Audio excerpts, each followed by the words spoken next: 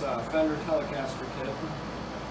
And first thing you need to do is examine the wood, look for any scratches in it. If you see any scratches, you want to go over those with like a 150. I went over the whole guitar and smoothed it with a 150 already. And then come back with a 400 grit and give it that nice smooth finish with the 400. You can see just a little bit of dust comes up off of there. And then you finish up with a 2000 grit pad. You get all the last scratches out, get a nice clean surface over the whole thing. Now, I already did this on the front, the back, did all the edges, gotta get the edges good. And then cleaned out in where the neck's gonna fit, all the ports in here. And then also another trick is I use a rat tail file. You can get a rat tail file in these holes. You don't want to bore them out at all, but you just want to get rid of the burrs. So I went around everywhere, got rid of all the burrs in the holes here. And then same on the headstock. Went through, sanded this, get a nice round edges, sanded everything down. And then again, use the rat tail file and go in here, just gently go around and get any burrs out of the holes that might be in there, get them all nice and clean. So now it's pretty much sanded. Before we go to paint, we're going to want to do a test assembly. So you always want to make sure that your neck's going to line up solid before you go ahead and start painting. It just makes it much easier to know that everything's going to fit. So in the kit with parts here, one of the things we have is the butt plate for the neck.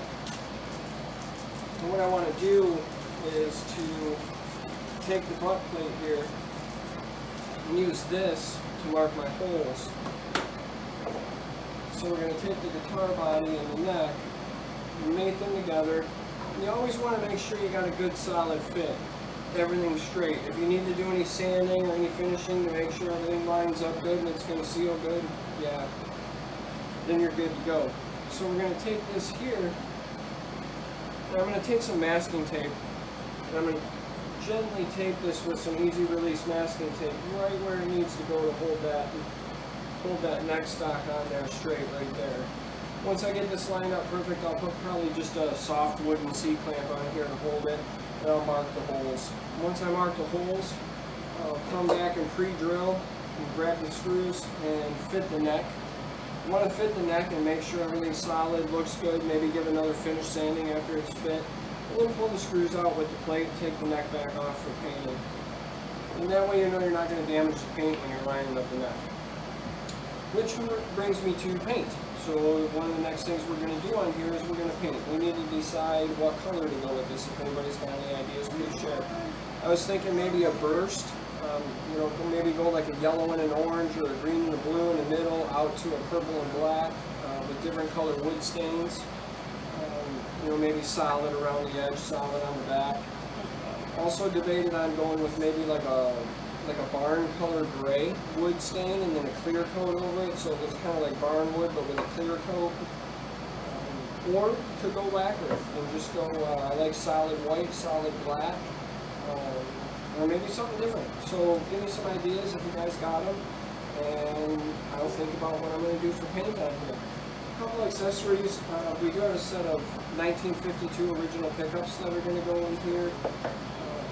Came with the pick guard, just standard white one. And then there's a lot of extra hardware here.